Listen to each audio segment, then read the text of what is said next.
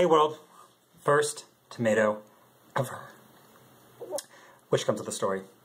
So when I was really little, I hated tomatoes, and I'm still kind of having a love affair hate relationship with them, but we would be forced to eat all of our tomatoes on our plate before we could eat dessert, and everyone knows that I have a sweet tooth.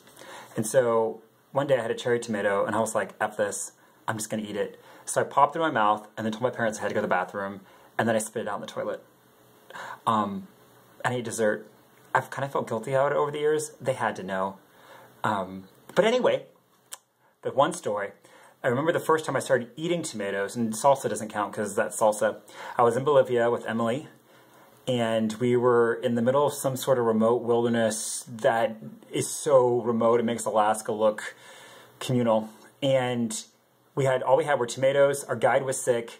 And so we had a couple tomatoes, a couple pieces of cheese, or something or other. So what we ended up doing is fire roasting the tomatoes over the pit and stuffing it with, I believe, quinoa or some sort of grain rice, a little bit of cheese, and just spicing the hell out of it.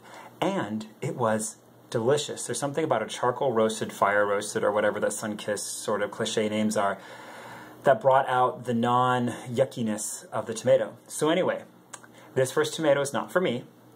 This first tomato is for Jacob because he really, really wanted tomatoes in the plot, and I was hesitant because I wanted him to pick it, but if I let it sit on the vine much longer, I was worried it might either get eaten or squashed or some sort of other horrific happenstance. So anyway, saving the tomato for you. Thank you, Dad, for growing tomatoes when I was younger. Thank you, Emily, for encouraging me to eat those tomatoes.